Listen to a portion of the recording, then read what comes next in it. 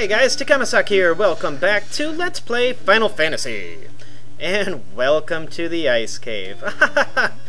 Yeah, this is pretty much what the first floor is going to be like. 800,000... Wow! I can't believe my red mage went first. That's freaking amazing. He usually likes to wait till all the cockatrices have gone and then he'll cast Lit 2, but... Wow! Look at that! I am thoroughly impressed. Well, I was going to say, you're pretty much going to meet up with large groups of cockatrices. 2 to 6, I believe, is the max you can run up with. And accompanying them will be up to 5 mummies, which I believe their only purpose is to put your multi-targeting person to sleep. Just to add to the annoyance. Well, that went extremely well. I'm amazed still. I'm in awe. He never goes first. But yeah, not ashamed to use Lit 2 there, especially with how conservative I am with magic. Probably surprised you. But yeah, instances like that where I have a fear of being petrified or being just killed straight out, I have no issue pretty much going all out. Lit 2 isn't guaranteed to kill them, but it has a good chance. And also we can meet up with up to 7 wizards. I believe it's 2 to 7 we can meet up with. And just remember that we can't run from these guys, but they are much easier, no? Hooray! I believe everyone can one-shot these guys if we get a critical hit. Or if we double-team it. Outstanding. But yeah, other than that, for MP strategy, I'm going to be still... Oh, well, here you go. Level 17, if you're following along on the home version board game, or whatever you happen to be playing. I'm going to be conserving my magic otherwise. I would like to use it for the general healing overall, but I'm going to be saving my anti-ice charges, which is level 4 white, because all I have other than that is fast and ice 2. This dungeon doesn't have any bosses, and compared to other dungeons, it seems like it has enemies with very low HP. This floor is a big square, so either way you go, you'll end up in the bottom left. And yeah, let's see, I have ice 2, which is completely worthless in a ice dungeon, if you can imagine that. And this being basically an elemental area, most things are going to be weak to fire. These guys are no exception. We have a Wraith here, 114 HP, they can stun you when they hit you, and like I said, weak to fire. Pretty sure Harm will take them out too. And just like the Gurgu Volcano, I'm going to be keeping my HP at least 240. I'm going to go with 240 this time. We can meet up with another friend. Like the volcano had the red dragon, we have another dragon in here we can possibly meet up with. A very, very, very rare encounter to meet up with him, other than where we will soon, but it's not completely out of the question, so definitely keep your HP up. And really, if you keep your HP up in this dungeon, you'll be fine. Thankfully, this dungeon is much shorter. There's only 3 floors at least, and we're on the 3rd one already. How about that? Not to say it's not any less dangerous. And I'd figure I'd spare you that battle with the undead monsters here. Oh, by the way, you can only meet up with the cockatrices on the 1st floor, so now that we're not on there, we're just fine. The chest on the right is accessible. By the way, all these little circles are holes that will drop us down a floor. It is spiked with a particularly nasty enemy called a mage, which is basically an Astos clone in a regular battle. Ooh, a flame sword. It's spiked right before the chest, and they can cast rub and stun. It's just nothing I really want to deal with. I'm not that brave if I don't take along a white mage and have the ability to revive people, so... the flame sword I'm going to give to my red mage here. It is 3 attacks stronger and 5% better than the silver sword, and 3% weaker and 5% weaker than the ice sword. And like you might expect, should do more damage to ice enemies. It does not, unfortunately.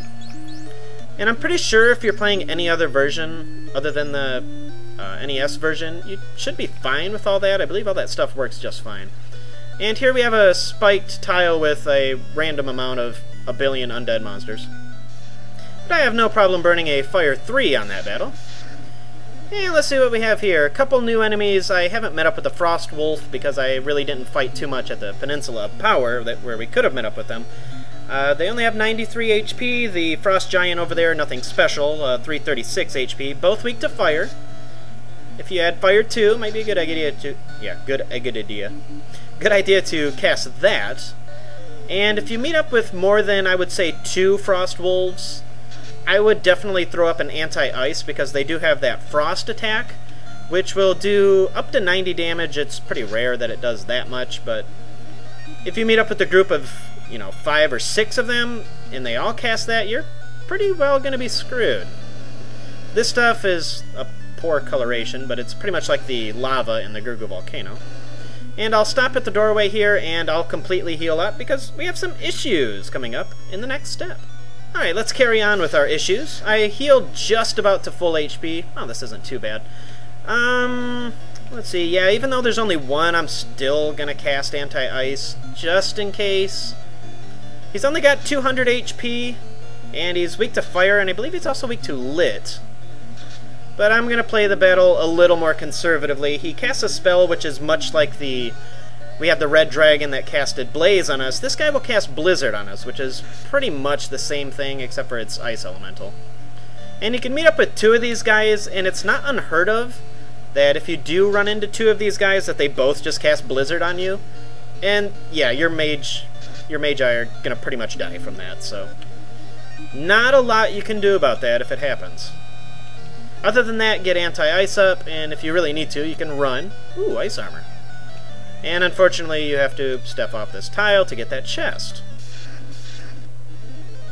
Sure, 1 more, why not? Yeah, I'm not ballsy enough to not cast anti-ice.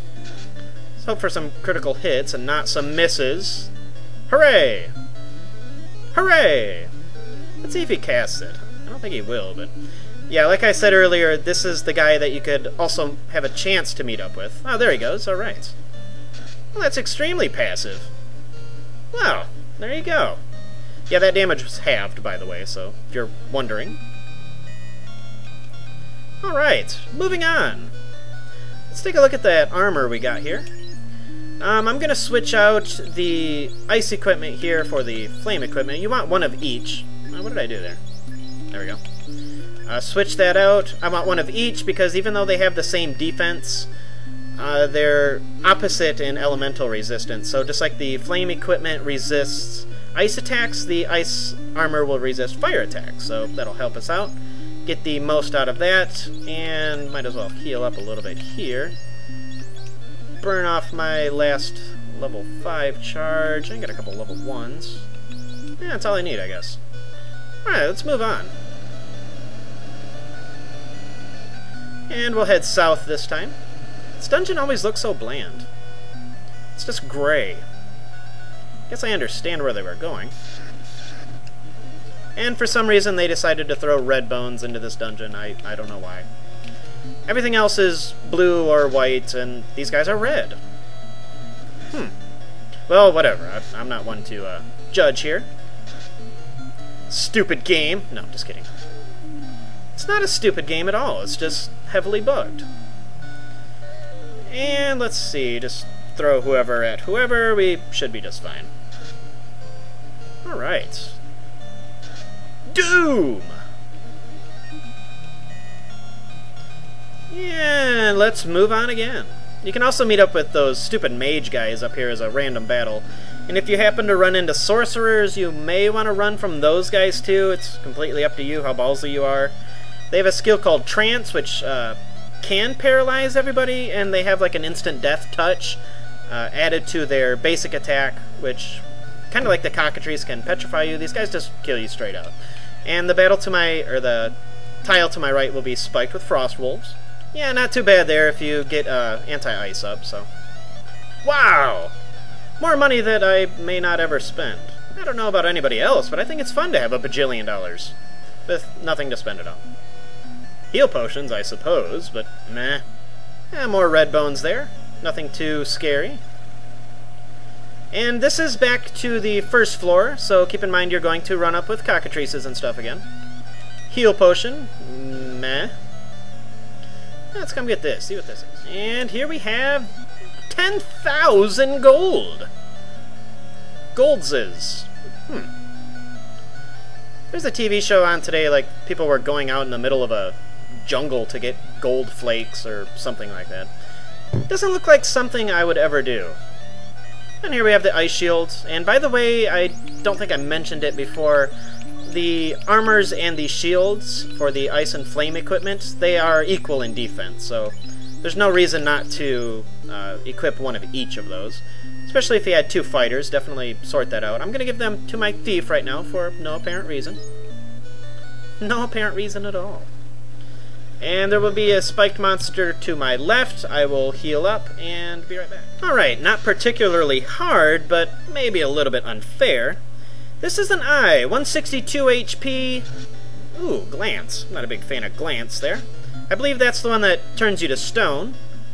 This battle should end in one round because of his low HP, and he really doesn't have that much defense. But yeah, you can cast Rub on you, which we've dealt with before. He can turn you to stone like he tried to do.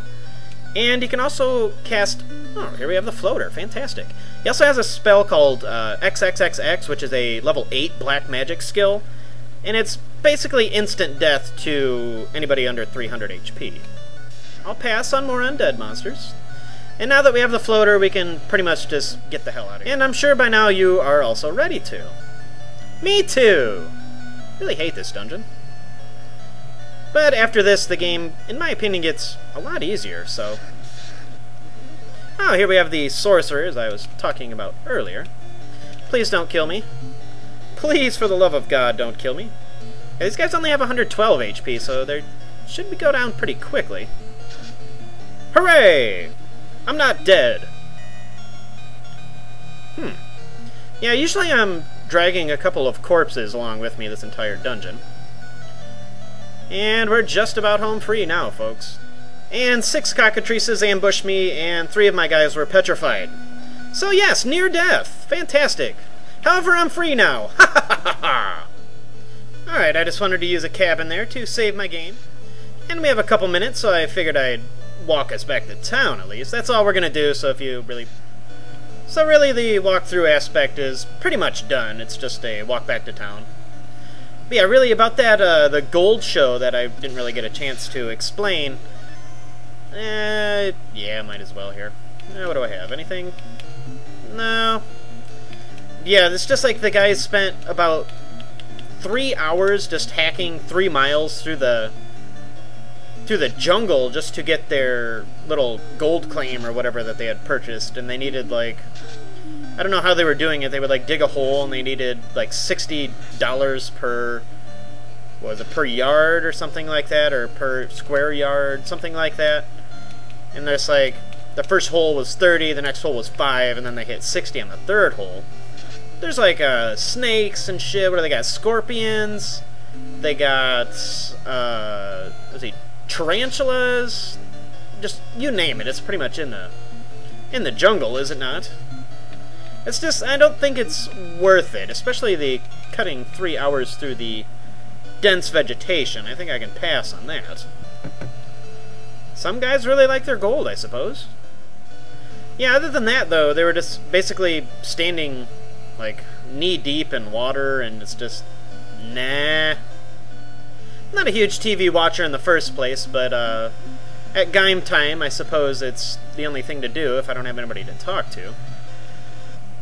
Alright, let's head back to Crescent Lake here.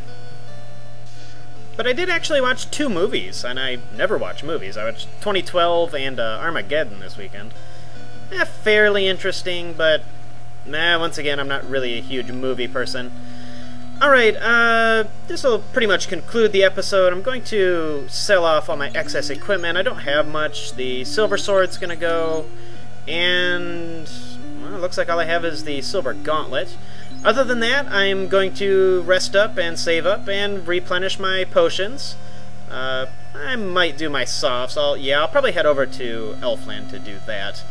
And yeah, that'll be it, and we'll find out what that floater does next time on Let's Play Final Fantasy. This is Takamasak. I will see you later.